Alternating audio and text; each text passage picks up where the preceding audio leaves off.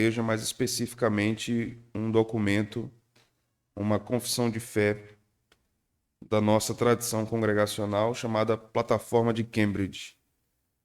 Esse documento foi produzido em 1648 e basicamente as igrejas congregacionais brasileiras não conhecem esse documento.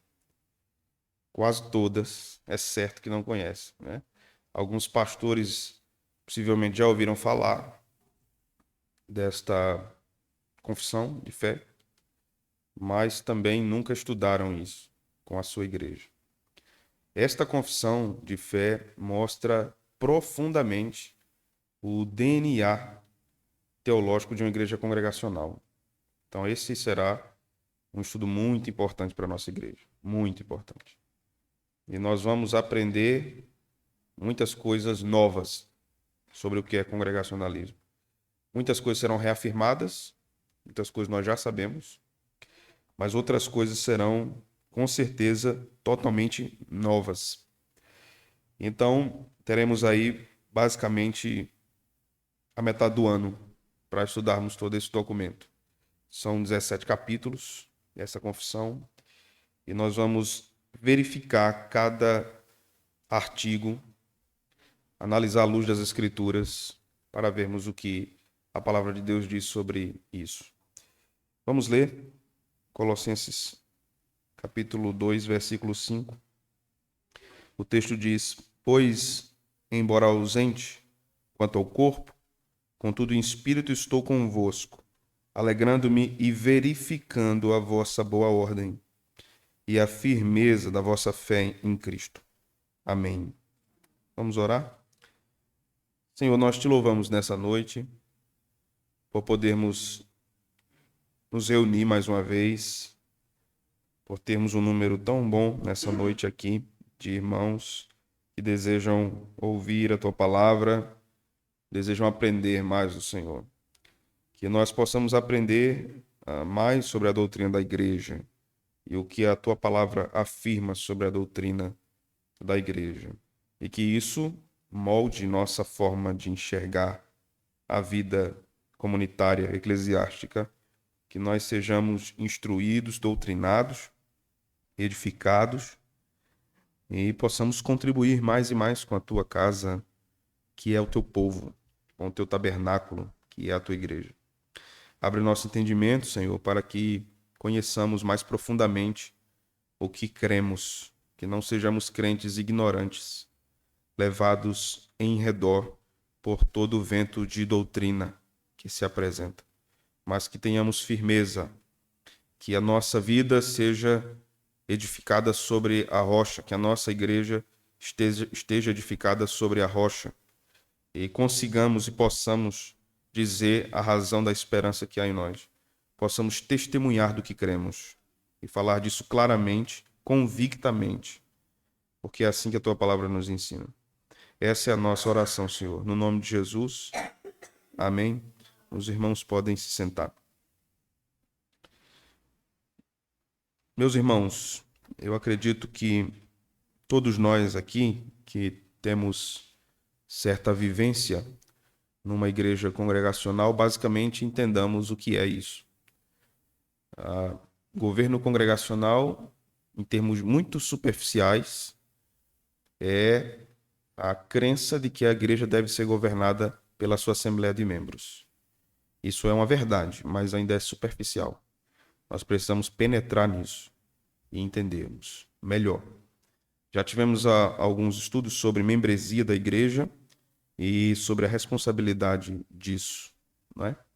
Eu tenho visitado os irmãos no meu trabalho pastoral, no meu trabalho de visitação, e tenho visitado também irmãos que estão chegando agora na nossa igreja, que têm pedido membresia, que têm desejado tornar-se membros de nossa igreja.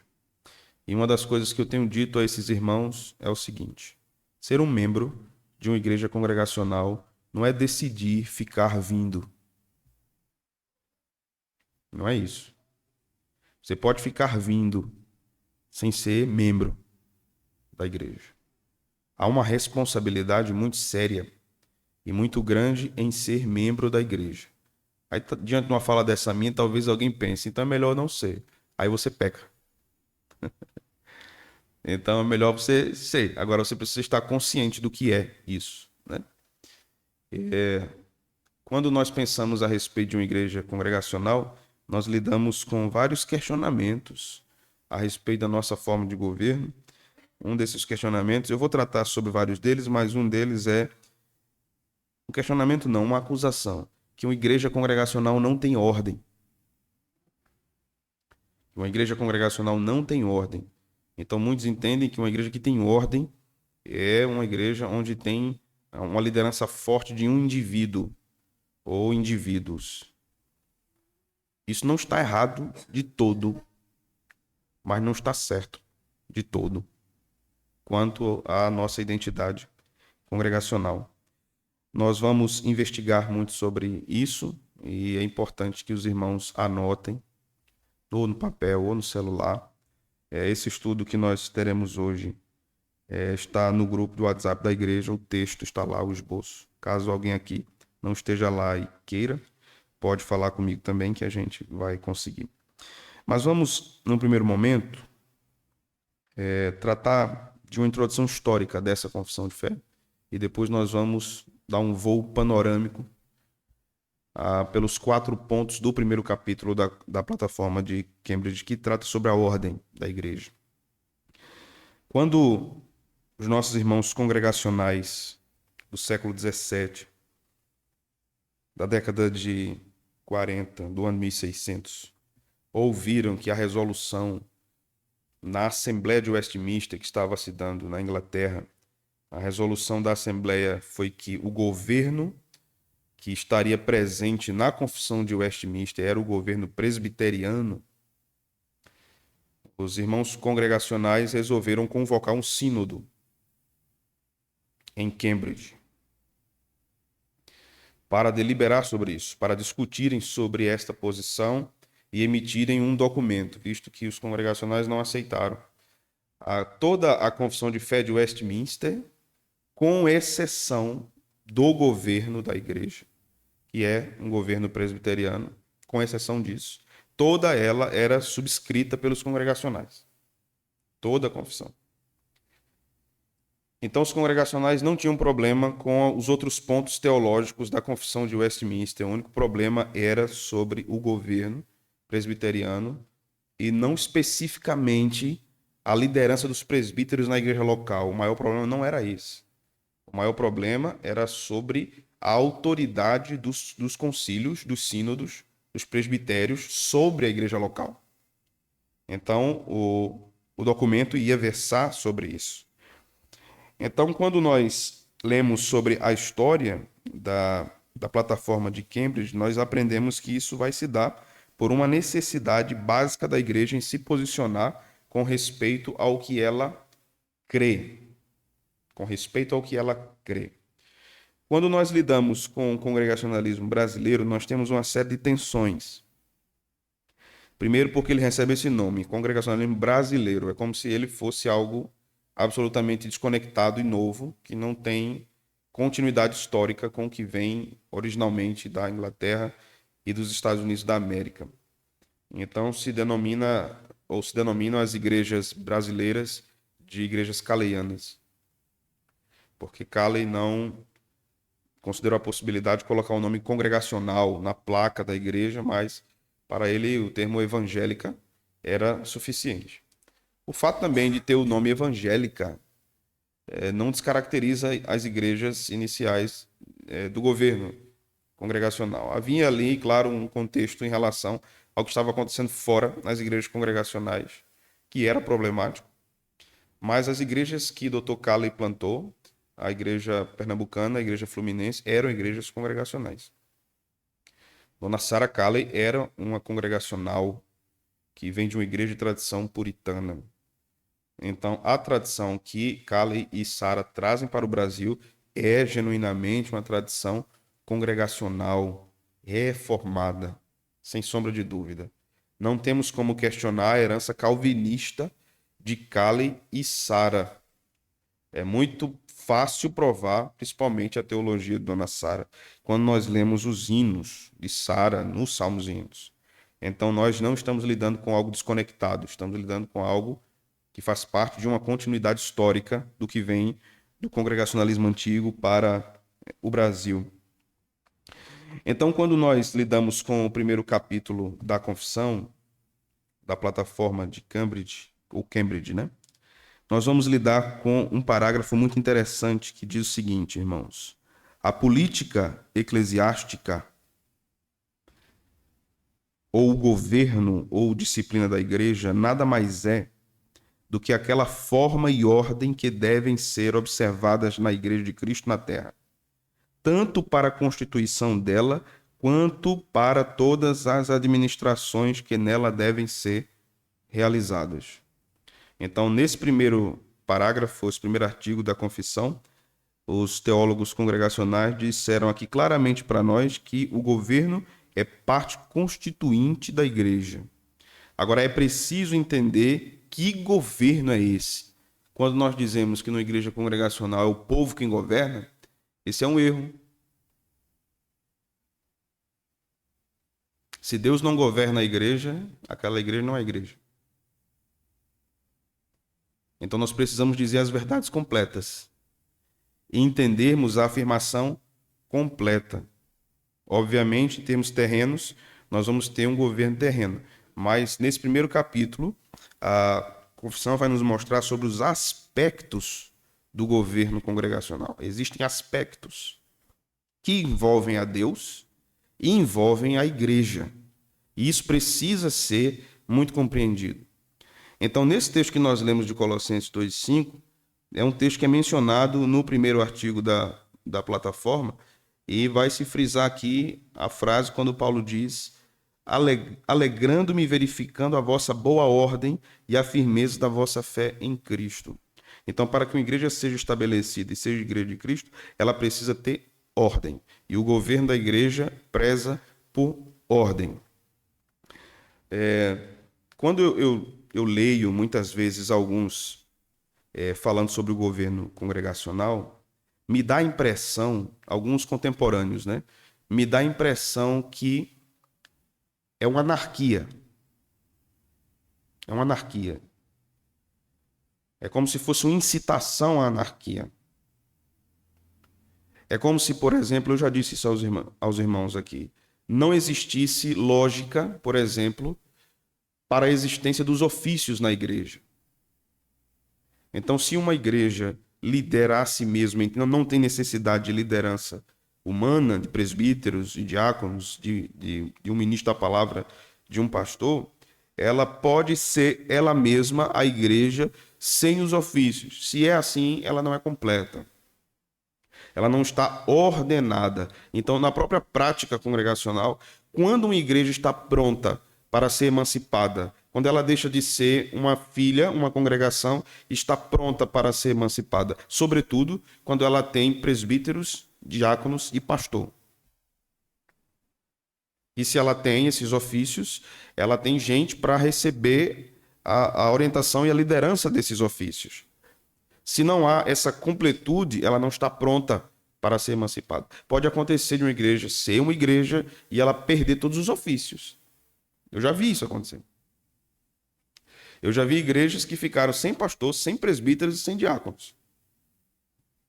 Na eleição, ela demitiu o pastor, não elegeu os presbíteros, não elegeu os diáconos. Isso agora dá certo. Agora vai dar certo, não vai? Né? Depois, graças a Deus, isso pode acontecer, porque é uma igreja congregacional, né? Ela vota. Ela vota. Mas quando isso se dá, também mostra o enfraquecimento da liderança que está ali. Quando a liderança não está servindo conforme a palavra, há grande possibilidade da igreja votar contra. Contra. E posso dizer também, aqui talvez algo que soe cruel, mas se a liderança não está servindo os moldes bíblicos e ela vai ser submetida a uma reeleição, a igreja deve votar contra. Os irmãos compreendem? Se os ofícios não estão sendo desempenhados de modo bíblico, e a igreja elege essas pessoas novamente, ela está se responsabilizando pela fraca liderança que ela terá. Então, a eleição de oficiais na igreja não se dá por amizade, não se dá por simpatia, não se dá por tempo de serviço. Tem estabilidade por tempo de serviço? Não, vamos tirar, não, já está tanto tempo aí, rapaz. Deixa morrer, né? Quando morrer a gente muda. Não é por aí que acontece, né? É claro que nós vamos ter, obviamente, oficiais que estão servindo há muito tempo e já estão cansados. Aí é uma outra questão. Outra questão. Não estamos falando disso, estamos falando de negligência ativa, né? Se existe isso, negligência ativa. Então, existe um aspecto divino do governo e um aspecto humano no governo. E a igreja deve aprender todos os meandros dessa administração, né? Todos os pontos dessa administração que a igreja deve realizar aqui. Cristo é o cabeça da igreja, então ele governa a igreja categoricamente. Cristo governa a igreja. Então, por exemplo, uma igreja congregacional não pode decidir em assembleia que Jesus não é Deus mais. Nos reunimos aqui, nós vamos votar se nós acreditamos ou não se Jesus é Deus. Não. Esse é um ponto doutrinário inquestionável para a igreja. A igreja não vota isso. Agora, se uma igreja está afastada da sã doutrina, em assembleia ela pode voltar para a sã doutrina. Nós queremos uma linha doutrinária. Nós queremos uma confissão de fé. Nós queremos um pastor que guarde isso, que preze isso, e ensine isso. E a igreja vota em assembleia. Agora, votar para o erro é um retrocesso. Votar para o erro doutrinário é um retrocesso.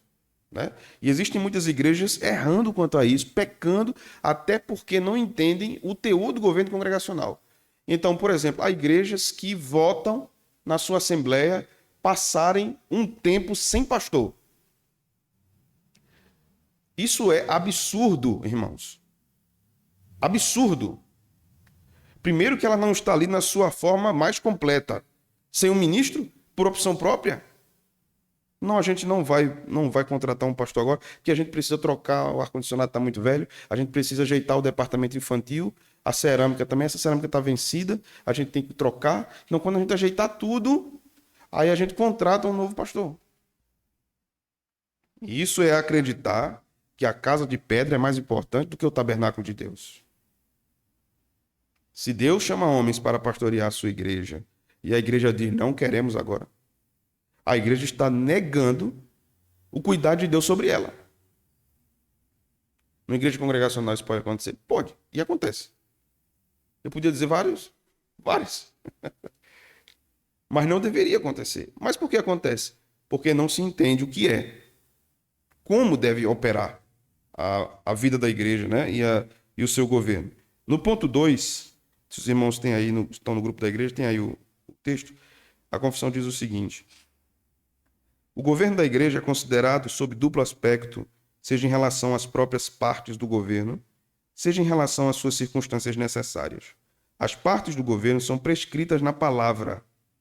Observe, viu? As partes do governo são prescritas na palavra, porque o Senhor Jesus Cristo, o Rei e legislador de sua igreja, não é menos fiel na casa de Deus do que Moisés, que do Senhor entregou uma forma e padrão de governo aos filhos de Israel no Antigo Testamento. E as Sagradas Escrituras agora também são tão perfeitas que são capazes de tornar o homem de Deus perfeito e perfeitamente instruído para toda boa obra e, portanto, sem dúvida, para a boa ordem da casa de Deus. Veja como isso aqui é interessante, né? Os aspectos do governo da igreja.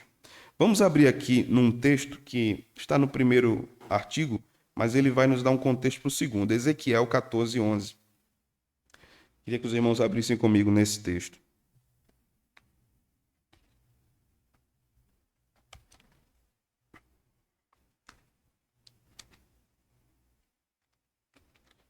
E esse primeiro capítulo da confissão, ele nos surpreende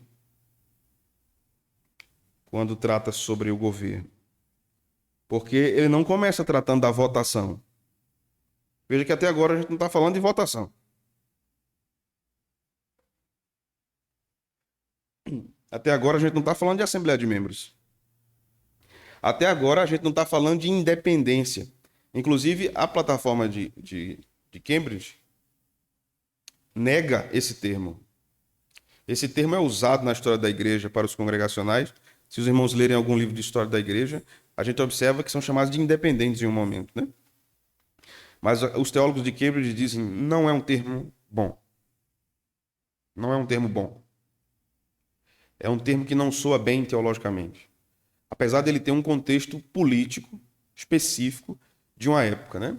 Então, naquele período, você tem um campo de fundo ali, um pano de fundo, melhor dizendo, político, que justificava o uso do termo independente. Mas quando você fala hoje independente, aí você pergunta, independente de quê? Independente de quê? Uma igreja independente da outra? E aí a gente vai aprender várias coisas com a plataforma de Cambridge, porque quando a gente pensa, bora, se uma igreja congregacional é independente, por que ela está numa denominação? Por que ela está numa denominação? E por que ela se submete a uma denominação? Como isso acontece? E muitos crentes não entendem, por exemplo, crentes congregacionais. E eu escuto muito essa pergunta. Pastor, a igreja tal, a gente vê o estado daqueles irmãos, é um caos, não há pregação bíblica, não há pastoreio. Por que a denominação não vai lá e tira aquele pastor? Muitos crentes congregacionais perguntam isso. Porque não pode, irmãos. Porque é a igreja que tem que decidir tirar. A maior instância de poder para uma igreja congregacional é ela mesma. Ela mesma. Daí a diferença entre nós e os irmãos presbiterianos. Deixa eu, antes de ir para o segundo ponto e ler Ezequiel, deixa eu voltar aqui num ponto histórico interessante. Quando esse documento é produzido, o questionamento ou a discordância dos congregacionais não era, por exemplo, o fato de igrejas congregacionais reunidas numa denominação terem concílios e sínodos. Não era problemático para os congregacionais existirem concílios. Era problemático para eles que os concílios fossem a autoridade máxima sobre a igreja local. Então eles não aceitavam isso. Então o que é que os teólogos de Cambridge diziam? Os concílios vão receber delegados das igrejas. Então vai o pastor ou pastores da igreja, vão presbíteros, lá haverão pautas, discussões sobre vários temas, e essas pautas serão votadas. Não é? E esse resultado vai vir para a igreja local. Aí os teólogos de Cambridge diziam, ok, agora a igreja local tem que votar se ela vai aderir nela. O que a denominação está dizendo. Porque nada pode ser maior do que a assembleia da igreja local. Há alguns anos eu participei de um concílio. Observe. Em que a igreja que eu estava, e eu estava nisso, né? Enviamos um ofício para a denominação da Aliança de Igrejas Congregacionais, eu estava na Aliança. Mandamos um ofício fazendo o seguinte requerimento: que na ordenação de ministros, os presbíteros da igreja deveriam também participar da cerimônia impondo as mãos. Porque essa prática não existia. Eram só os pastores que impunham as mãos sobre o ordenado. Mas Paulo diz a Timóteo que ele recebe a mão dos presbíteros da igreja. O concílio votou contra a proposta. Disse, não, isso aí é dar poder demais ao presbítero. Começa assim, o presbítero botando na mão. Daqui a pouco ele tá botando a mão no pastorado do pastor e tirando ele. Eu disse, meus irmãos, primeiro que isso não é argumento teológico, né? Segundo, a palavra de Deus está dizendo que os presbíteros colocam as mãos, impondo as mãos sobre o que será ordenado, e ele é ordenado. Os presbíteros, todos eles, pastores também são presbíteros, e os presbíteros da igreja local. Não, nós vamos votar contra. Votaram contra. Perdemos. Mas não foi uma votação? Foi.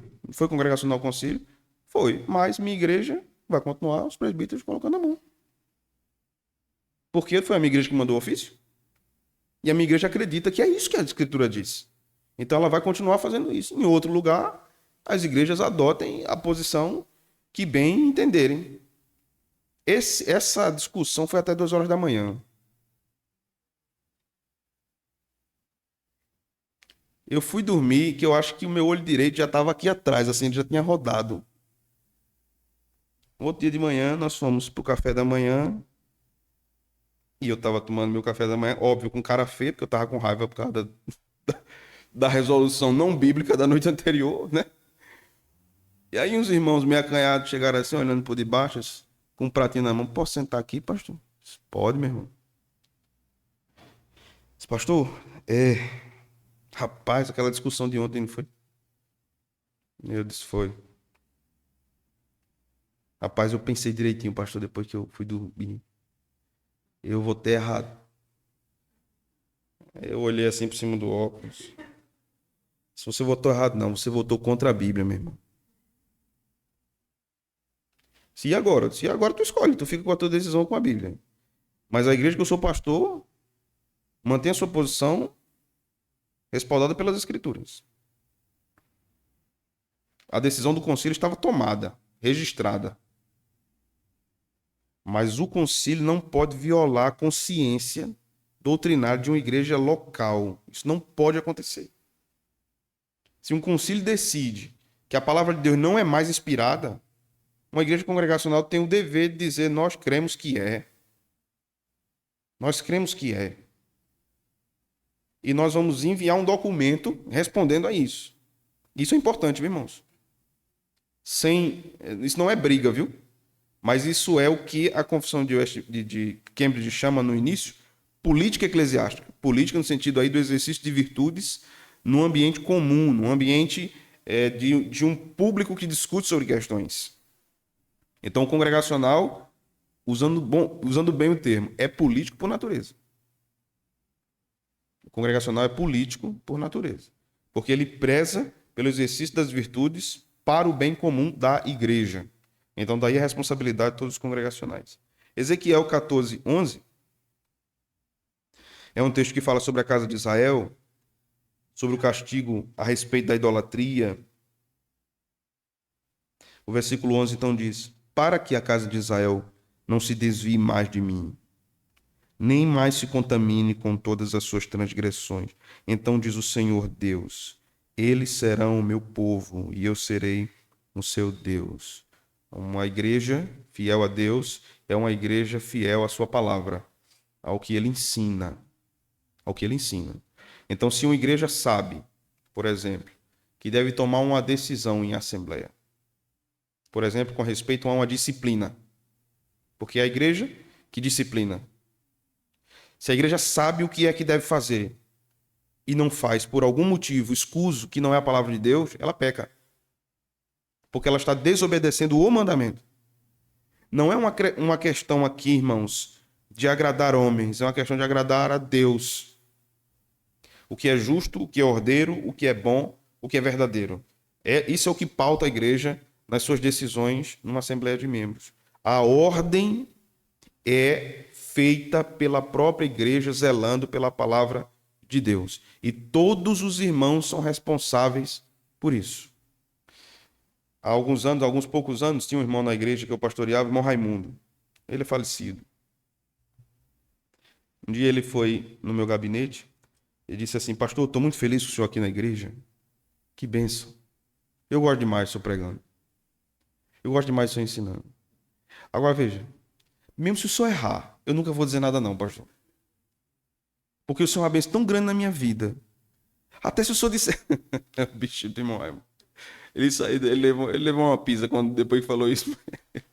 Ele disse: eu gosto tanto do senhor, pastor, eu gosto tanto da sua pregação, que eu não tenho coragem, não. Se o povo voltar aqui para lhe tirar, mesmo se eu errado, eu volto para o senhor ficar. Eu digo: meu Jesus. Digo: ô servo de Deus, não. Não é assim, não, servo. Ele, como não é, pastor, e eu vou fazer nada contra o senhor? Eu mesmo não. Quem quiser, faça. Eu não faço, não. Faço não, pastor. Mas você tem que fazer. É sua responsabilidade. Para botar isso na cabeça dele demorou, né? Mas a gente conversou muito sobre isso. Olha, você tem responsabilidade, você é membro da igreja, você precisa entender sobre isso. Qualquer desvio de uma igreja, todos os membros têm parte nisso. É, ungido. Pode. Ele vai para as igrejas com recomendação. Já o resultado de uma assembleia na igreja tem autoridade. O membro tem que se submeter àquele parecer. Se ele for voto conhecido, tem que se submeter. A não ser que seja um caso que não seja bíblico. Aí pode sim surgir e busca um concílio para que possa respaldar esse lei, mostrando que a igreja não está agindo biblicamente. Pode acontecer. Por exemplo, um membro pode denunciar um pastor em termos de doutrina. Primeiro que a gente precisa entender os caminhos. Se um pastor está desviado da doutrina, o que vale para a denominação não é, não é uma denúncia particular, é uma denúncia da igreja. A igreja precisa fazer isso, né? Eu sei que na prática é muito complexo, né? Porque o pastor é o presidente da igreja. Então, como é que você vai passar por ele para chegar numa denominação? Né? Mas chega. Existem caminhos para isso, né? Sendo que, mesmo que uma igreja congregacional esteja equivocada em um ponto, a denominação pode aconselhá-la e pode discipliná-la, mas nunca pode violar sua autoridade. Nunca pode violar sua autoridade. Exemplo. Os congregacionais brasileiros não creem no pastorado feminino. Não cremos. Cremos que Deus pode usar irmãs, ele pode dar dons de ensino às irmãs. Mas não existe nenhuma evidência neotestamentária que Deus chamou uma mulher para o ofício pastoral. Mas aqui e acolá você vai ver uma igreja congregacional com alguma pastora de fora pregando. Contra uma decisão da denominação. O que a denominação faz? Nada. E se você for lá reclamar da denominação, a denominação vai continuar fazendo o quê? Tá nada. A igreja não está deixando? A igreja tem poder. Ela tem autoridade. Quem tem que dizer não é ela. A igreja. A igreja que tem que dizer não cremos. Não cremos, pastor, nisso. Não é assim que a palavra ensina. Uma coisa é uma irmã dar uma palestra, dar uma aula, uma situação específica, né? Mas não cremos no ministério pastoral feminino. Porque colar você vê uma igreja congregacional meia doida aí no mundo, trazendo um apóstolo para pregar. Tá lá um apóstolo pregando. Um dia vai fazer uma conferência, num dia um apóstolo, no outro dia Hernando Dias Lopes, né? Aí você vê a condição da confusão numa igreja dessa. Aí o apóstolo prega, dizem que é uma benção. Hernando Dias Lopes prega uma benção também. Então para. Coitado de Hernando. Pastor Hernando é um homem de Deus. Mas mostra a confusão instalada de não saber, como diz a Escritura, discernir o que é a mão esquerda e direita. Não sabe o que é isso, não. É tudo uma bênção. Um tem um jeito, outro tem outro. Um tem um estilo. Não é estilo, irmãos, é doutrina, irmãos. Não é uma questão de estilo. É doutrina. Desviou da doutrina bíblica, não serve para nós. Não serve para nós. Não, mas eu quero tirar as partes boas daqui. Está desviado da doutrina, não serve, irmãos. Não serve. Não serve. Pregação ruim não é igual obra de arte. Obra de arte você filtra. Pregação ruim você rejeita. Tudo. Tudo. Porque as partes ruins vão atrair você para um erro maior. Como é que você vai ficar escutando uma coisa desviada para ficar catando o que é certo ali? Ficar catando aqui o que é certo. Isso aqui serve, isso aqui não serve. Isso aqui serve, isso aqui não serve. Daqui a pouco você vai dizer que o que serve é o que lhe agradou. Isso aqui me agradou, então eu quero. Isso é muito perigoso, né? Vamos abrir em 2 Timóteo 3,16. Esse texto é importantíssimo. Embora ele trate da escritura propriamente, né? mas ele também trata do governo da igreja. 2 Timóteo 3,16.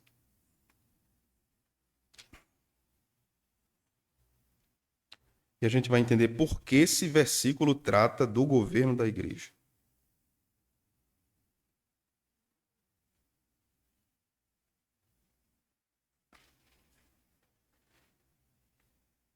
Toda a Escritura é inspirada por Deus e útil para o ensino, para a repreensão, para a correção, para a educação na justiça.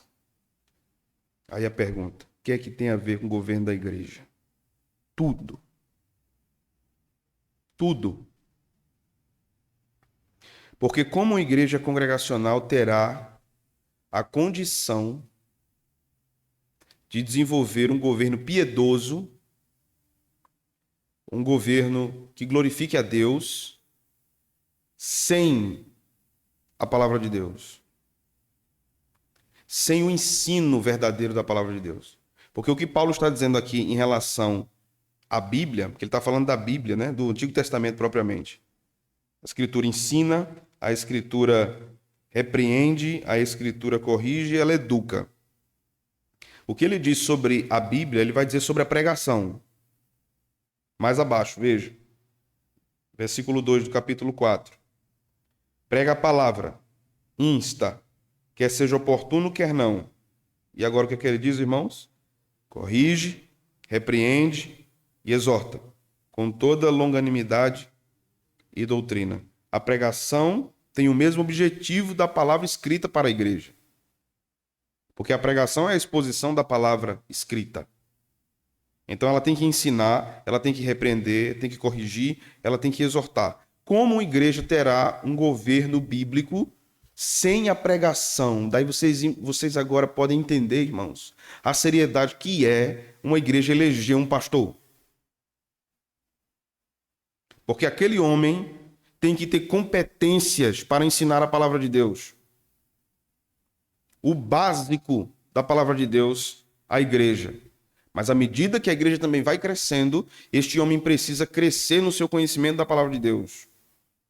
Porque a igreja precisa de mais alimento, de mais alimento, de mais alimento. Certa vez um pastor, o pastor veio conversar comigo e fez: pastor, você sabe, eu passei 10 anos numa igreja. E aí Deus me levou para outra. Mas na outra, eu pregava só uma vez por semana. Nessa que eu estou agora, eu prego 3. Mas rapaz, aí domingo eu pregando, quando eu terminei, eu disse: pronto, irmãos. Tudo que eu tinha que pregar eu já preguei para vocês, porque foi tudo que eu preguei na outra. Eu não tenho mais não. Não tenho nada mais não. Esse agora, pastor. Eu não sabia se eu ria, se eu chorava. Aí daqui a pouco ele disse: não, mas Deus já me deu uma saída, pastor. Eu disse: deu, varão? Ele disse: deu. Saiu agora há pouco 3 livros, pastor, 1000 esboços cada livro. Tem esboço de Spurgeon, não sei quem. E aí eu vou pregando, né? São 3.000 sermões. Dá para eu pregar meu ministério todinho naquela igreja, pastor. Eu disse: ô meu irmão, e nunca mais você vai estudar, não? Ele disse: pastor, veja, não precisa não. O povo tá gostando. Eu disse: tá.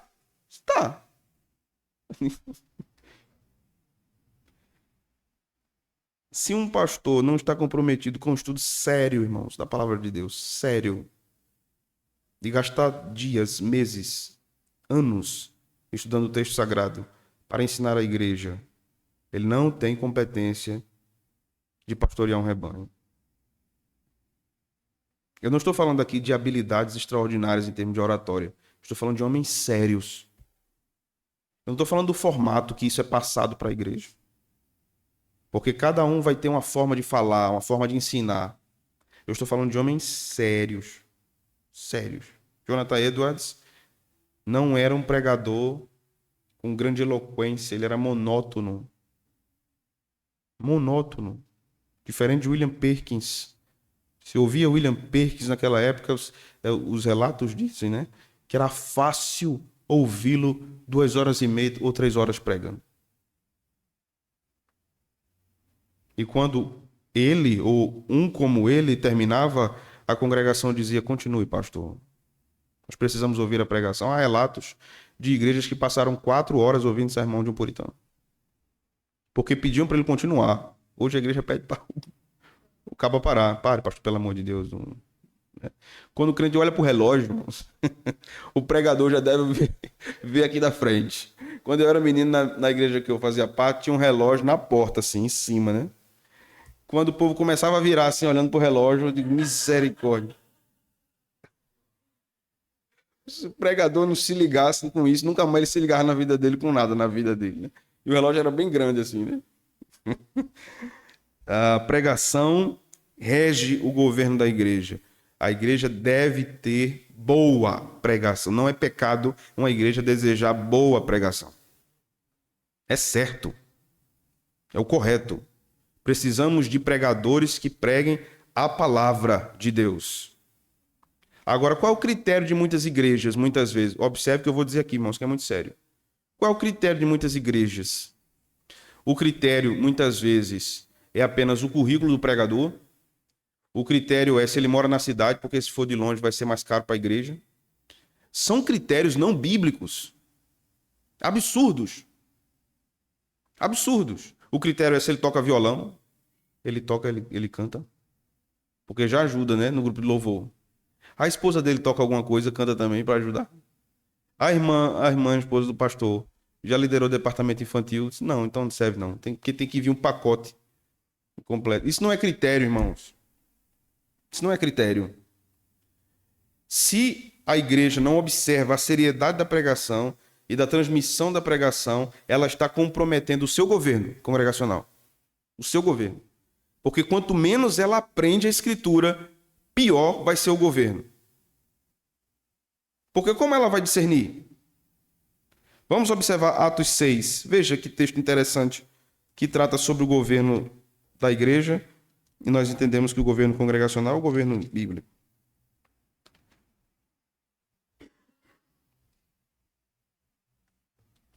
Observe Atos 6. Aqui nós temos basicamente um problema acontecendo entre os helenistas.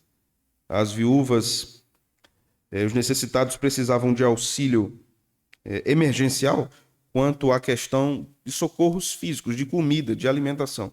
Então os apóstolos observaram que eles não conseguiam dar conta daquilo. A quantidade de discípulos era muito grande, então precisavam de pessoas direcionadas para aquele trabalho de assistência daqueles necessitados. Então a orientação dos apóstolos é o seguinte, no verso 3. Mas, irmãos, escolhei dentre vós 7 homens de boa reputação, cheios do espírito e de sabedoria, aos quais encarregaremos desse serviço.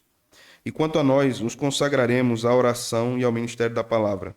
O parecer agradou a toda a comunidade e elegeram Estevão, homem cheio de fé e do Espírito Santo, Filipe, Prócoro, Nicanor, Timão, Pármenas, Nicolau, Prosélio de Antioquia. Apresentaram-nos perante os apóstolos, perdão, irmãos, e estes, orando, lhes impuseram as mãos. Observe. Quem escolhe os homens? A igreja. Quem dá os critérios que a igreja deveria usar para escolher os homens? Os apóstolos. Aqui está impressa a importância da orientação da vontade de Deus para que a igreja exerça um governo congregacional saudável. Se estes apóstolos apenas dissessem: irmãos, a gente precisa escolher um pessoal aí, viu? Vamos escolhendo aí. Quando nós observamos lá atrás, quando Moisés estava sobrecarregado, Deus deu orientações semelhantes a Moisés. Escolha homens capazes, que liderem o povo. Então veio uma orientação de Deus para Moisés, aqui dos apóstolos para a igreja. Mas o que veio para os apóstolos antes foi de Deus. Foi da parte de Deus. Então, sem uma orientação da vontade de Deus, como a igreja irá governar a si mesma? Então perceba que, em termos bíblicos, o governo congregacional não é desordeiro, pelo contrário. Ele zela pela vontade de Deus. E ele entende que a soberania de Deus opera também no coração do povo. Do povo. Nas igrejas congregacionais, a cada período, os oficiais são submetidos à eleição, inclusive o pastor. Não é? Se daqui ao final do meu mandato a igreja resolve não me reeleger, como eu, como congregacional, devo entender isso? A soberania de Deus foi manifesta. O Senhor não quis que eu continuasse no pastorado da primeira igreja. Se eu for reeleito, eu entendo que a soberania de Deus foi manifesta. O Senhor quis que eu permanecesse. Essa é a forma que o congregacional pensa. Então, quando nós resolvemos algo em assembleia, mesmo quando eu discordo da resolução da maioria, eu entendo a soberania de Deus foi manifesta.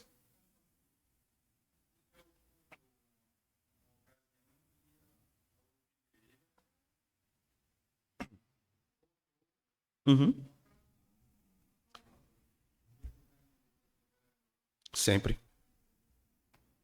Não existe nada no mundo que a soberania de Deus não governe, inclusive a nossa desobediência. Deus pode permitir que um pastor ruim permaneça numa igreja? Pode, para disciplinar aquela igreja. Pode. Quando nós observamos as cartas do Apocalipse, quando o Senhor fala para os anjos daquelas igrejas, nós observamos isso. A igreja de Éfeso, ao anjo da igreja de Éfeso, tu abandonaste o primeiro amor. Mas ele era pastor da igreja. Ele não era um mensageiro.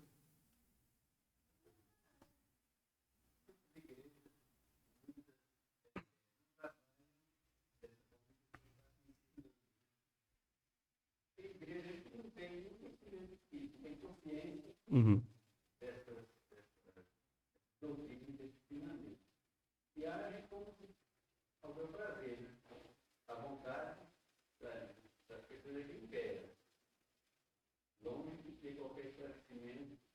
Infelizmente. É. É.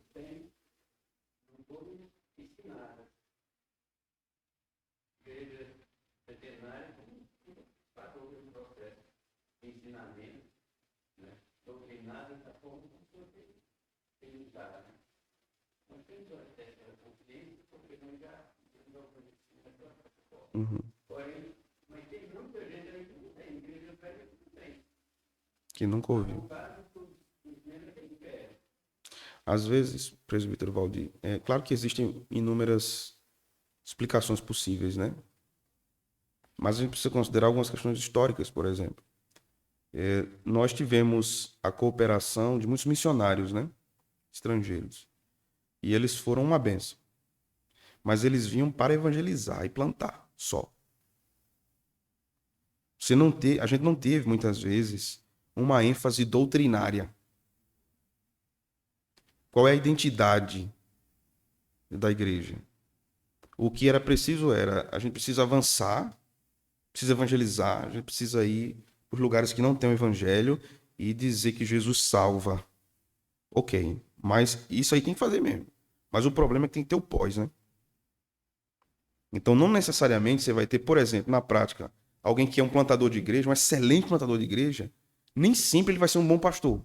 Depois que aquela igreja se estabelecer. Às vezes Deus o chamou para plantar. Plantou, estabeleceu, sai. Ele não tem a paciência de visitar, de cuidar, de aconselhar. Ele fica incomodado porque ele quer ver vidas se convertendo, ele quer ver a igreja crescendo. Então ele se incomoda. Não é o ministério dele apacentar. Como não é muitas vezes o ministério daquele que ensina apacentar. E aí, por exemplo, muitas vezes a igreja confunde. Então alguém que tem um excelente dom de ensino, muitas vezes a igreja pode olhar e dizer: Deus chamou para ser pastor. Enquanto Deus não chamou. Deus chamou para ensinar. O pastor tem vários dons, não apenas do ensino. Não é apenas do ensino. Ele tem o dom de exortar, ele tem o dom de consolar, ele tem o dom de edificar a igreja, de ensinar a igreja, né? Então, lá atrás, uma das causas, né? A gente não teve uma ênfase doutrinária. Aí o que acontece? Exatamente como o irmão Valdir falou agora. Você tem igrejas antigas que quando você fala isso que eu estou falando para os irmãos, os antigos aqui não estão surpresos com o que eu estou dizendo, não. Mas muitas igrejas antigas, quando você fala isso, então o que é que muitos me dizem? Isso não é congregacionalismo, não, pastor. Isso não é congregacionalismo, não. O senhor estudou aonde? Eu já escutei isso. Eu fui pastorear a igreja, quando eu comecei a ensinar, um irmão veio no final e falou assim: o senhor estudou aonde? Eu disse: eu estudei no seminário presbiteriano. Logo vi. O senhor é presbiteriano. Não conhece a doutrina. Aí me perguntou: o senhor é o quê? Amilenista, pré-milenista, pós-milenista? Eu disse: mas o que é que tem a ver com congregacionalismo? Não, me diga. Eu disse: eu sou amilenista, é presbiteriano. Não estou entendendo por que essa pergunta. Então, não se sabe o que é. Então, como é que opera, em termos bíblicos, o congregacionalismo? A gente limita a alguns pilares apenas: a independência, a soberania da Assembleia. Né? Então, ser congregacional é isso. A igreja é independente e a Assembleia é soberana. Sim. Mas se eu não considero Deus como o supremo regente, eu tenho um problema com essa soberania da Assembleia. Né? E eu tenho que entender soberania em que sentido a Assembleia é soberana? No sentido local, né? Esse é o sentido da palavra, das resoluções locais. Não no sentido supremo. Não tem. Não tem, né? Por isso que os teólogos de Cambridge diziam: como é que a gente pode aceitar um sínodo resolver algo e impor a uma igreja? Então, como é que a gente pode aceitar, num sistema, por exemplo, presbiteriano,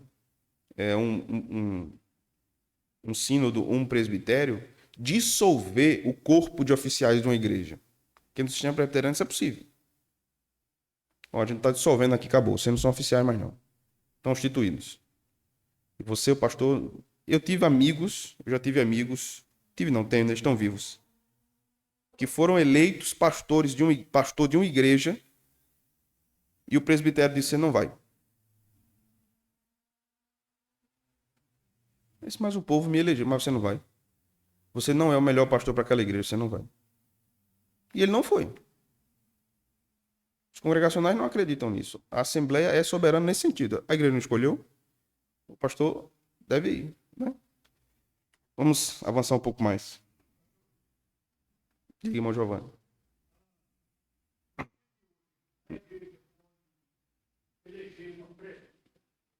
Não. Por quê? Porque. Pode. Por quê? Porque não pode. Né? Primeiro que já resolvemos, em termos de confissão de fé, isso já está resolvido entre os congregacionais, que Deus não chamou mulheres ao presbiterato. Aí, presbiterato, a parênteses, pastorado, que é a mesma coisa. Hã? Vou explicar. Deus não chamou mulheres ao presbiterato. Então, isso já está resolvido teologicamente. Então, quando a igreja tem uma resolução doutrinária, ela não fica mudando, ela respeita o que está posto. Nós cremos assim, então agora a gente respeita. Uma igreja congregacional não vive mudando o que ela crê nas suas assembleias. Né? Com respeito ao diaconato feminino, eu vou ter um estudo específico sobre essa questão. Por quê? Porque não se processa da mesma forma que o presbiterato. O presbiterato, o pastorado, é um dom de ensino para a igreja, oficial da igreja.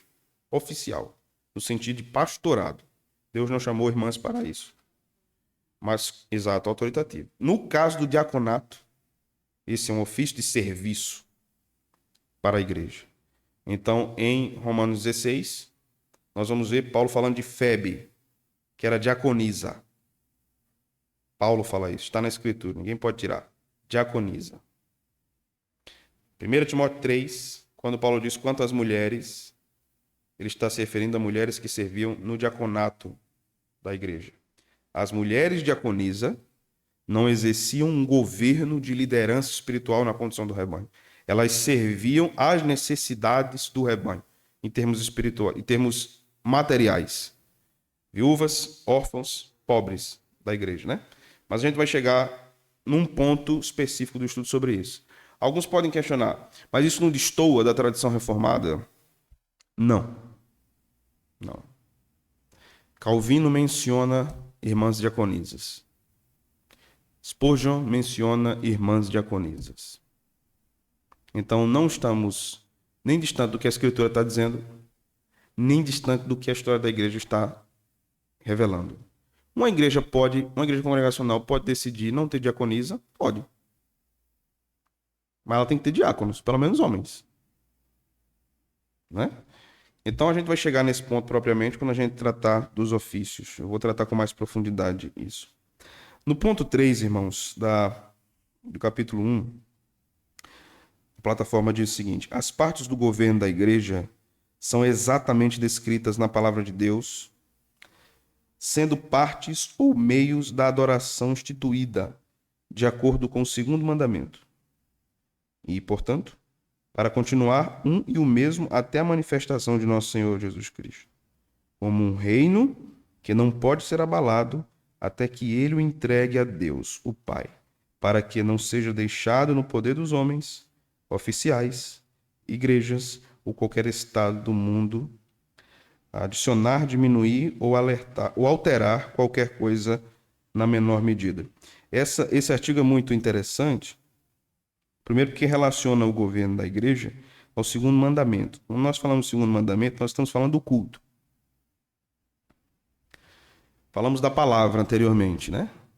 Do ensino da palavra. Mas preste bem atenção.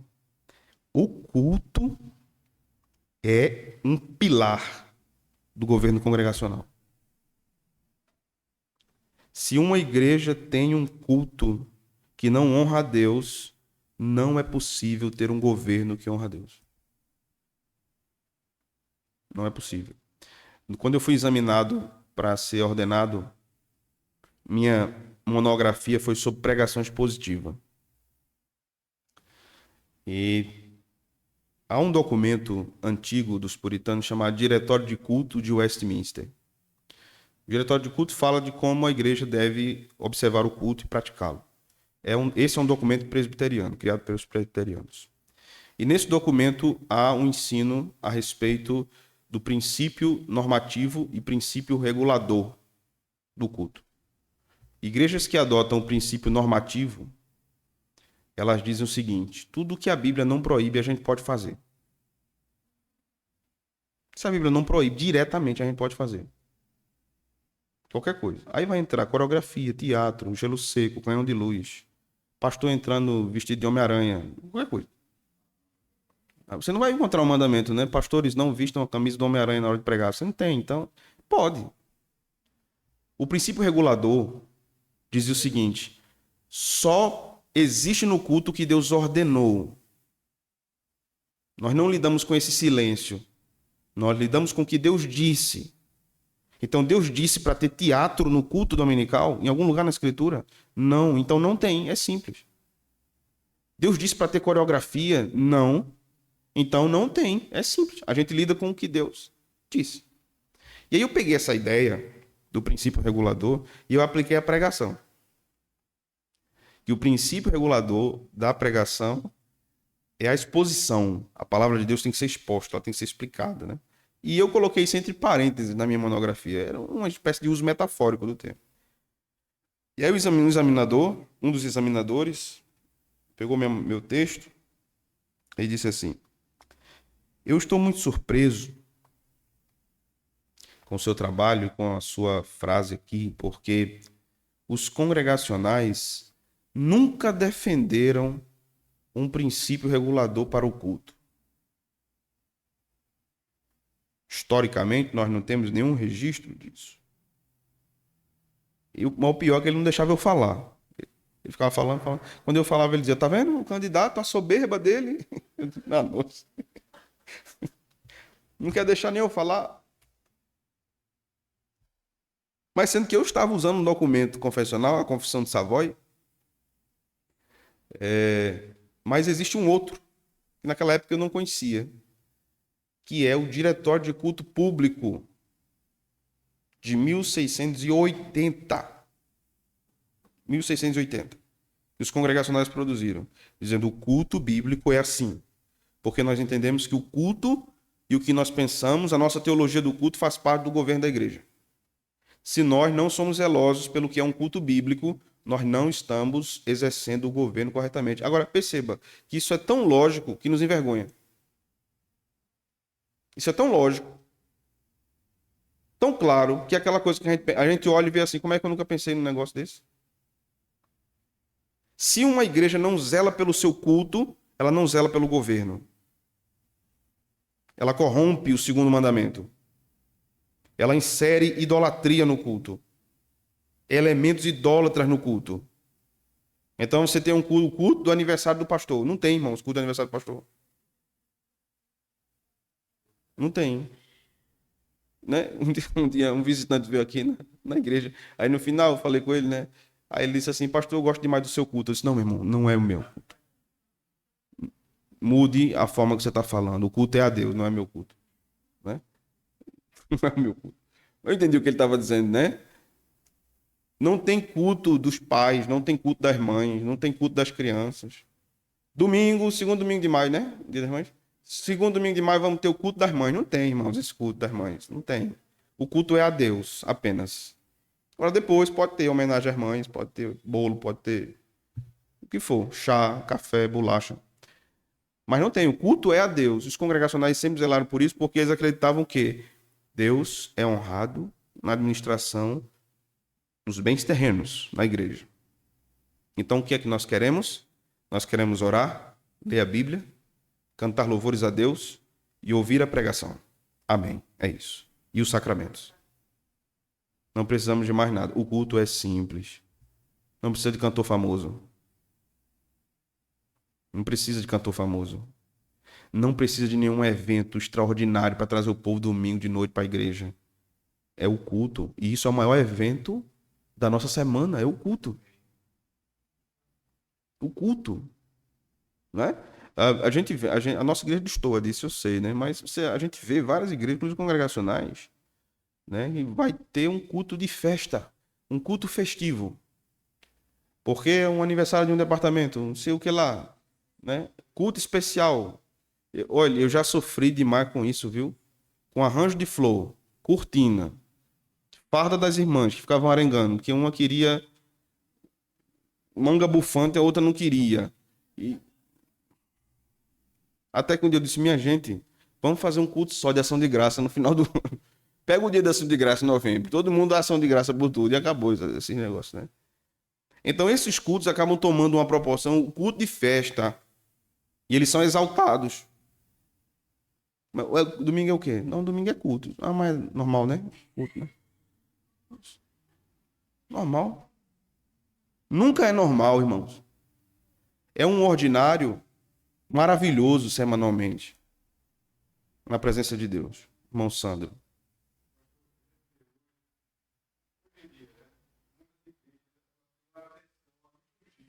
Uhum.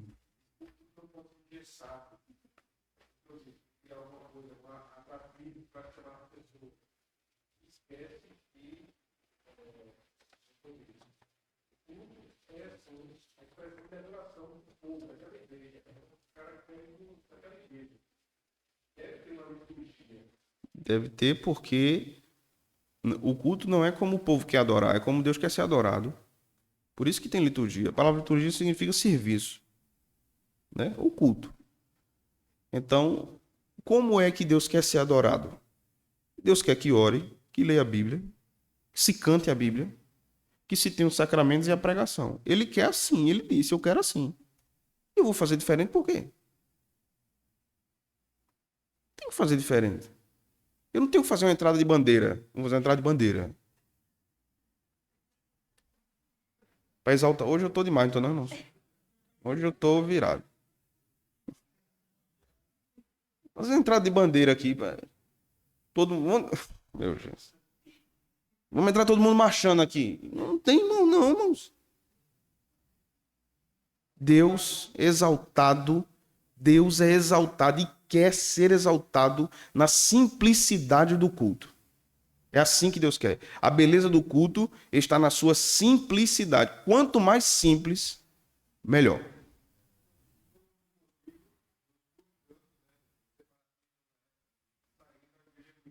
Foi.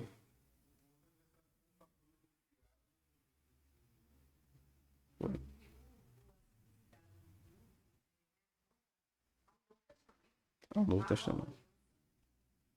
Exato. Perfeito, é a observação de Clara. A simplicidade do culto em relação ao Novo Testamento demonstra a descontinuidade da pompa do Antigo Testamento. A gente não precisa mais das vestes sacerdotais.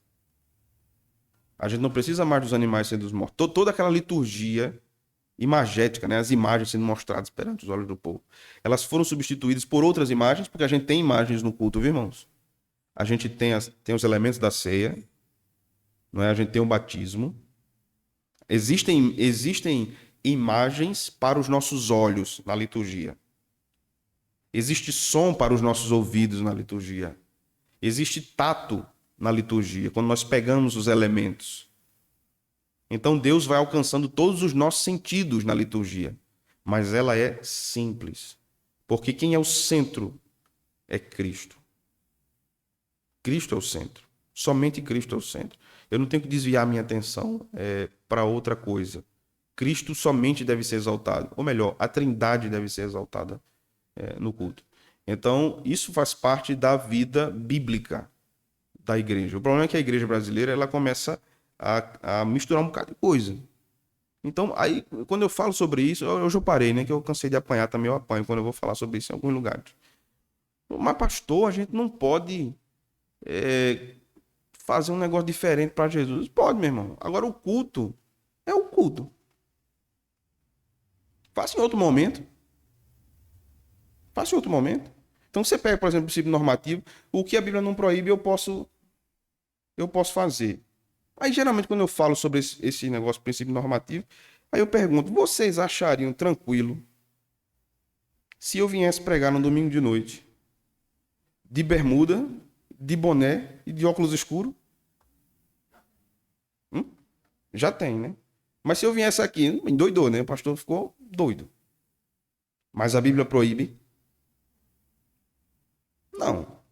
E aí o último ponto desse capítulo, é interessante isso, viu? Como os irmãos disseram lá, eles disseram o seguinte: as circunstâncias necessárias, como tempo e lugar, etc., pertencentes à ordem e à decência, não são deixadas aos homens. Não são deixadas aos homens. De modo que, sob o pretexto deles, possam impor suas próprias invenções às igrejas, sendo circunscritas na palavra com muitas limitações gerais, onde são determinadas em relação ao assunto, não sendo nem o culto em si, nem circunstâncias separáveis do culto. No que diz respeito ao seu fim, eles devem ser feitos para edificação. Ele está falando de circunstâncias necessárias, como tempo, lugar. Tudo isso não é deixado ao bel prazer dos homens, mas deve ser feito para a honra de Deus. Então, até a questão dos costumes é observado na confissão. Não é uma questão legalista da observância dos costumes. Mas o que a confissão está prezando é a igreja preza pela ordem. Pela ordem. Então, na minha adolescência, foi o boom da igreja renascer em Cristo. Rádio Manchete, não sei o que, TV, né? Então você tinha muitas bandas, né, gospel ali e tal. E de repente, do nada, a gente via um irmão chegando na igreja, um adolescente chegando na igreja com a orelha furada, com um brinco, né? E de bermuda. Seu meu irmão, o que é isso? Isso é legalismo. Não vem. Cristo me libertou de todo o legalismo, de todo o jugo. É o brinco que me salva? Não é. É a bermuda que vai me salvar? Não é. Eu venho de bermuda e venho de brinco. Aí no outro domingo vinha de boné. Aí ia piorando, né? E achava que a igreja tinha um conservadorismo extremado, infundado biblicamente. Mas, quando eu observo Paulo dizendo que se a minha liberdade fere meu irmão, eu devo abandonar aquele tipo de liberdade que eu tenho. A igreja deve observar um bem comum, e isso se dá, irmãos, de forma bela no culto. Vários exemplos disso. Você pega um hino, por exemplo, de um hino, não, vamos dar um outro exemplo. Você pega uma música cantada, por exemplo, por Pavarotti. Se a gente fosse botar naquele estilo aqui, Santo, Santo, Santo, vocês cantavam? Eu mesmo não cantava, eu só ficava assim, né? Rapaz, que negócio tão bonito no mundo. E eu ficava admirando. Mas o canto da igreja não é para ser admirado. A igreja canta junta, compartilhado. A presença da arte no culto, no formato de música, não é para ser admirado, é para ser compartilhado. A gente faz juntos aquilo. Então não há uma apresentação no culto. Vamos ouvir a irmã Lara se apresentar aqui no culto agora, domingo de noite. Irmãos, eu já vi cada uma. De quando a irmã terminar de cantar, a igreja aplaudir e ela fazia assim no final. Eu disse, misericórdia. Meu Deus, como é que pode um negócio desse? E eu não sabia se eu ria ou se eu chorava. Porque, né? O culto não é uma apresentação. Então, até essas questões conservadoras de uma comunidade, elas podem ser muito abençoadas por Deus. Se aquilo é para a honra de Deus, devemos ter o cuidado para não exagerar e não idolatrar uma questão que é um costume, não uma doutrina. Aí vai a advertência, né? Não devemos idolatrar uma questão que é o costume e não uma doutrina. Então, por exemplo, se você tem um ofertório no final, depois da pregação, ou se você tem um ofertório antes da pregação, isso não é uma doutrina. Isso é um costume dentro da liturgia. O que importa é que o ofertório esteja. Onde é que está a confissão de pecados? Alguns teólogos vão dizer, a igreja tem que começar o culto confessando os pecados, porque ninguém pode entrar na presença de Deus sem confessar os pecados. Outros teólogos vão dizer, mas o crente já foi aceito por Deus. Ele é um perdoado, mas a confissão de pecados deve estar presente no culto. E aí, ao final, o que é que a gente conclui? A importância de a confissão de pecado estar no culto, independente de onde esteja. Mas a gente pede perdão pelos nossos pecados. Então, não é uma questão rígida em termos doutrinários, é uma questão de onde está posicionado. Então, existem igrejas que têm o costume do povo chegar no templo e se dobrar os joelhos para orar. Outras igrejas não têm. Não é uma doutrina, é um costume. Mas a Bíblia orienta a igreja a ter o costume de orar de joelhos. A Bíblia orienta isso, né? Nós fomos perdendo isso. Paulo diz que dobra os joelhos, né? Pela igreja, por esta causa, né? Então a gente vai ter várias, não é um mandamento, né? Mas uma prática recomendada. Que a igreja, a própria palavra adoração é prostrar-se em grego. É proscrínio. Então você se prostra diante de uma grande autoridade, diante de um rei, né? Então, você vai ver crentes ajoelhados e outros não. Eu já vi crente abusado porque o outro se ajoelhou. Se ajoelhou do lado dele, você precisa disso, tá mostrando esses. É mais crente que os outros. Mas quando nós observamos as igrejas antigas, vocês se lembram que nos bancos da frente sempre tinham, né, o genuflexório. Sabe o que é isso, né, irmãos? Genuflexório. O crente se ajoelhava ali para orar, né? Então, isso também fazia parte da liturgia. Eu já preguei numa igreja, uma igreja presbiteriana, que o povo começa o culto se ajoelhando. Eles se ajoelham, oram, levantam-se e começam a liturgia, né? Mas é um bom costume recomendado pela Bíblia. Mas eu não posso dizer, se você nunca ora de joelho, você está pecando demais contra Deus. Porque se uma pessoa estiver doente,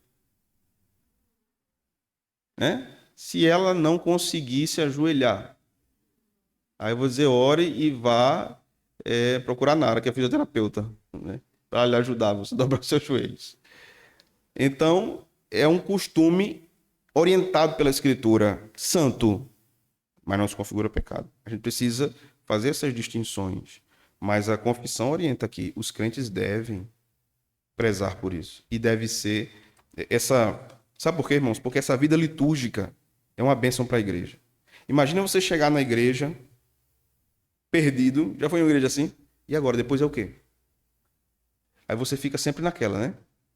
Aí eu quero chamar aqui o grupo das irmãs para cantar. Não, a irmã Toninha não chegou ainda não, pastor. Chama outro grupo, tá certo. Eu quero chamar as crianças. Não, a regente, a irmã não chegou ainda não. Ei, eu quero chamar o grupo louvor. Não, a irmã Lara não chegou ainda não. Tá certo. Então, vamos cantar aqui, irmãos, alguma coisa? Digam aí um hino aí pra gente cantar agora aqui, para passar o tempo e ver quando o povo chega. Como é que você vem num culto litúrgico, você sabe tudo que vai acontecer. Depois disso é isso. Depois disso é isso. Depois disso é isso. Porque é assim a vida espiritual cotidiana. Eu tenho que orar, eu tenho que ler a Bíblia, né? Assim é a minha vida. Eu tenho que dormir, eu tenho que acordar, eu tenho que comer, eu tenho que conversar, né? Então, a vida litúrgica orienta a nossa vida comum. Para eu terminar, irmãos, eu quero fazer algumas aplicações aqui.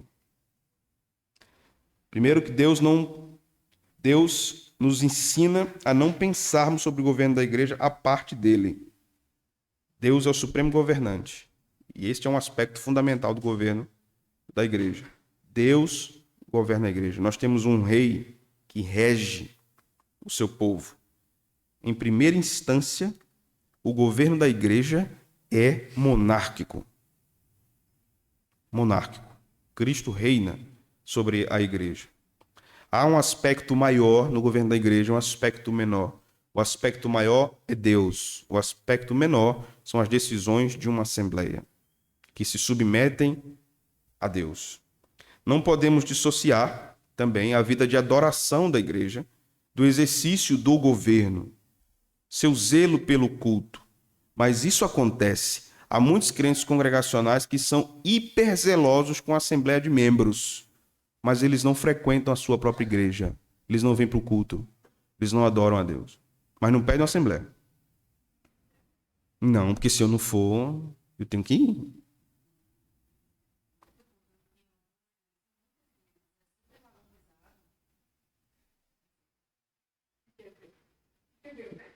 Ele mais valorizado do que outros. Nunca pode ser valorizado, mas é mais valorizado do que o restaurante, que eu sei. Sim. Tem vezes que lotam. É. Não posso perder a ceia. É. Hoje é culto de ceia, eu tenho que ir, não posso perder não. Mas no outro domingo não vem. E no outro não vem, no outro não vem, e no outro não vem. Aí é ceia. É culto de ceia, culto de Natal, culto de Páscoa. Isso não santifica não, viu? Se o crente negligencia o culto e ele quer observar apenas alguns aspectos, não, eu tenho que ir para o culto de ceia, porque eu tenho que adorar Deus no culto de ceia. Sim, mas você está negligenciando o dia do Senhor nos outros domingos do mês. Na verdade, vos digo que a ceia faz parte do culto. Do culto. Né? Não tem um culto de ceia. A ceia faz parte do culto. Agora, uma igreja é livre, porque a Bíblia não normatiza sobre isso, a quantidade de ceias que tem no mês. A igreja é livre. A Bíblia não normatiza. Se uma igreja decidir ter todo domingo, não está pecando, não. Se decidir ter todo domingo, de manhã e de noite, também não está pecando, não. Se decidir ter um domingo só, também não está pecando, não. Agora, eu acho difícil quando a igreja decide, por exemplo, como alguns reformados antigos, não só vai ter ceia depois que eu visitar, o pastor dizia, depois que eu visitar todos os crentes, e eu ter certeza que está todo mundo bem. Aí quando chegar, quando eu chegar no último, o primeiro já pecou, que eu fui. Aí eu faço como? Não vai ter nunca mais, né? Eu tenho que ir dando a ceia. Tá bem? Toma a ceia aqui. Mas aí a igreja não tá junta, né? Não é assim. Paulo diz, examine-se a si mesmo, né? Eu não vou. Então,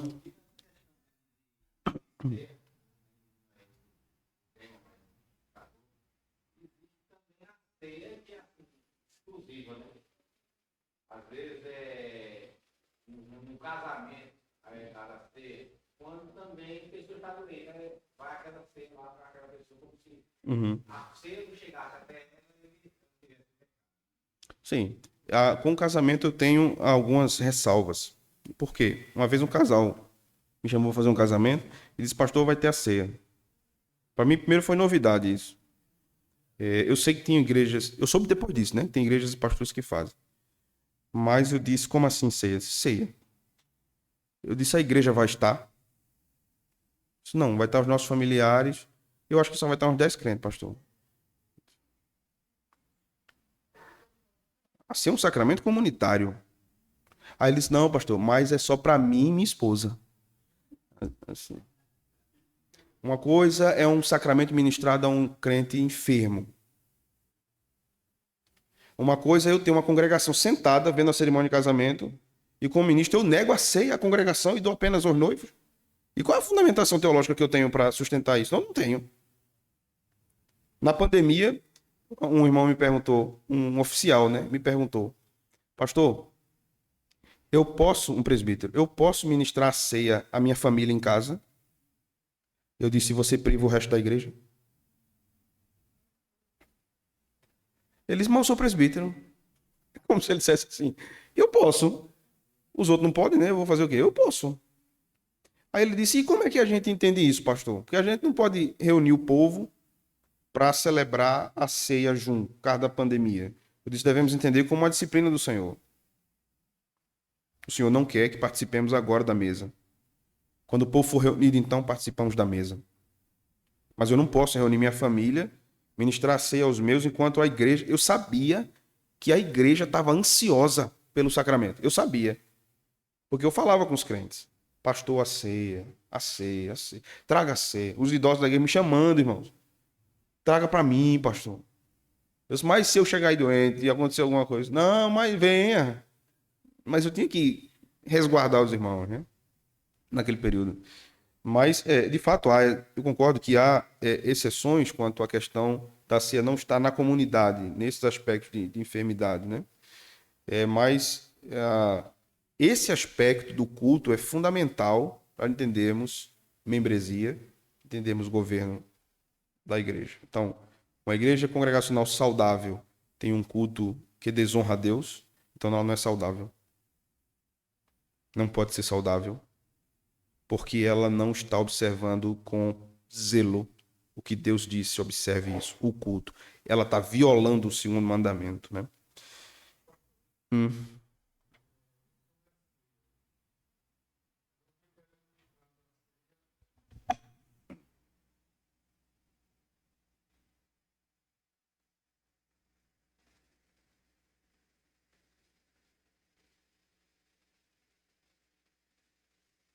Sim, geralmente os presbíteros, né?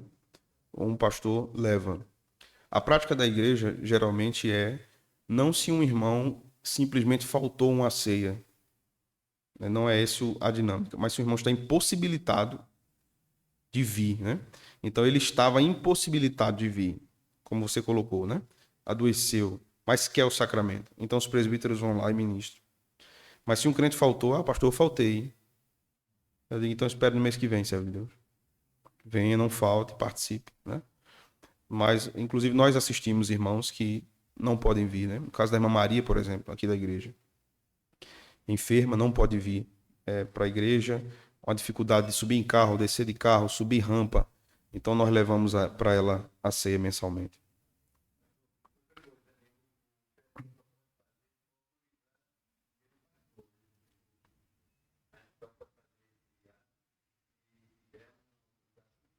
Uhum. É. A fala do presbítero Valdir é sobre a autorização que um presbítero deve ter do pastor para realizar a ceia. Algumas coisas a gente precisa pontuar sobre essa questão. Eu vou falar sobre isso quando tratar sobre os presbíteros, né? Porque como é que se desenvolve mais questões dentro dessas? Mais presbíteros não são pastores porque ele precisa da autorização do pastor para ministrar o sacramento. É visto no Novo Testamento que o pastor, ele também é um presbítero, mas é também visto que do colegiado de presbíteros de uma igreja há um primaz, podemos dizer assim, um superintendente, um que rege, que lidera. Não é o que manda, viu, irmãos? É o que lidera. Então, esse que lidera é pastor da igreja e pastor dos pastores também, da igreja, dos presbíteros, né? Então, eles são pastoreados por ele também. Então, é prática das nossas igrejas que esse pastor, conhecido como efetivo ou titular, ele supervisiona todos os atos pastorais da igreja. Então, não é que ele impeça um presbítero de ministrar, né? Mas ele precisa saber o que é que o presbítero está fazendo, né? Como os presbíteros também precisam saber o que é que o pastor está fazendo, né? Há um compartilhamento de liderança. Mas aí você tem um caso, por exemplo, de um batismo, né? Você tem a gente, por exemplo, tem uma congregação, vamos dizer, no Piauí. Então, não tem como os presbíteros daqui ou eu estar indo toda semana, todo mês para lá, ministrar a ceia. Então, qual é o caminho da igreja? O caminho lógico, que os congregacionais sempre pensaram. Se um homem é capaz de estar à frente de uma congregação, ele é capaz de ser um presbítero. Então, é anômalo você dizer, o seminarista fulano vai tomar conta daquele trabalho, mas ele não é presbítero, não. Todo mês a gente vai mandar um... Não tem lógica. Como é que ele cuida da alma das pessoas e não é apto para ser um presbítero? É pior, né? Fazer um negócio desse, né? Ué, você vai cuidar do povo, mas você não vai ser presbítero, não. Porque eu não tô fazendo nada. Então, se ele tá no Piauí e eu não tenho condição de ir, o que é que a igreja faz? O irmão pode ministrar o sacramento. Se tiver pessoas a batizar e o pastor não puder ir, o irmão batiza. Recebe essa incumbência, né? Ali. Lara primeiro, depois tem a outra pergunta.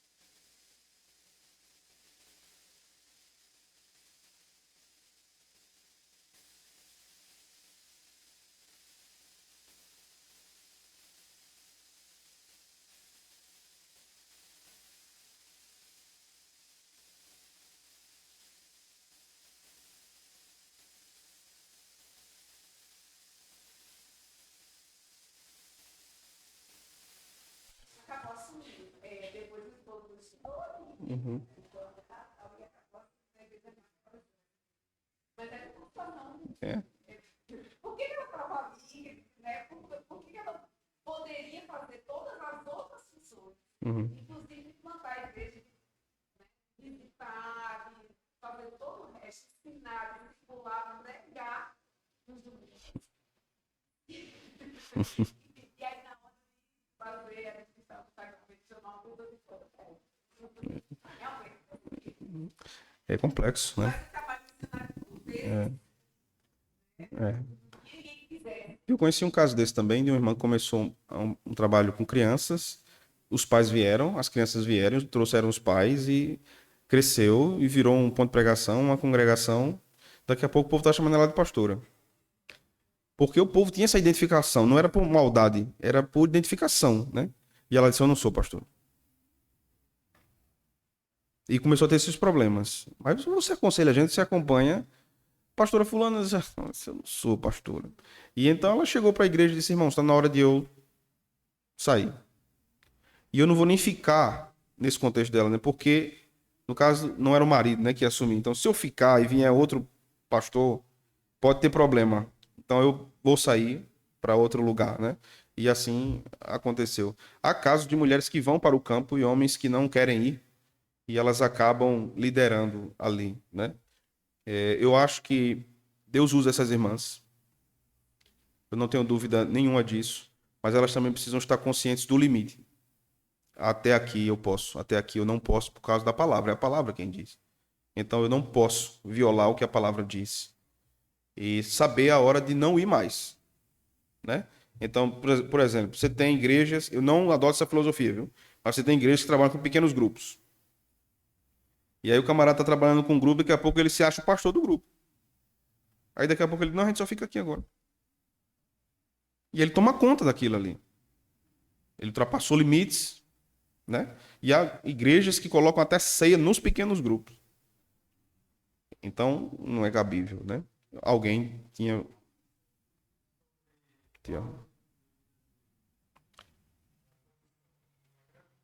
Uhum.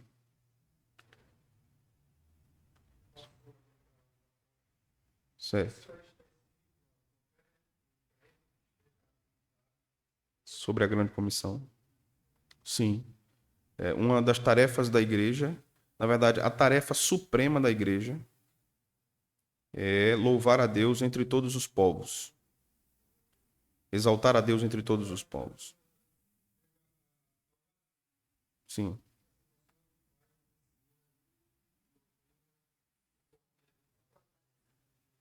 Se pode batizar. Primeiro, nós devemos observar o contexto imediato do texto. Quando Jesus diz ide, ele diz aos apóstolos. Inicialmente, né? É claro que há um aspecto particular do texto e um aspecto geral do texto. O ide é para toda a igreja. Mas quando Jesus fala imediatamente, está falando para os apóstolos. Um outro fato é quando nós observamos o Novo Testamento, nós vamos perceber que são discípulos e apóstolos que estão batizando. São ministros que estão batizando ali. Não são irmãos comuns da igreja. Eu sei que tem igrejas que têm a prática de o discipulador batiza o discipulado. Então, eu discipulei fulano, eu o batizo. Eu tenho dificuldades de sustentar uma posição dessa biblicamente. Muita dificuldade. E eu sei que a base, muitas vezes, é a grande comissão. Então, não tem que ir batizar em nome do Pai, do Filho e do Espírito Santo. Sim, mas aí um outro aspecto. Jesus está falando para a igreja indo. Né? Quando a igreja vai, ministros vão. Quando a igreja vai, ministros vão. Então, se você tem uma igreja estabelecida no lugar, você tem ministros. E esses ministros são chamados de ministros da palavra e dos sacramentos. Isso inclui o batismo. Né? Mais alguém, irmãos? Falar alguma coisa? Manelzinho?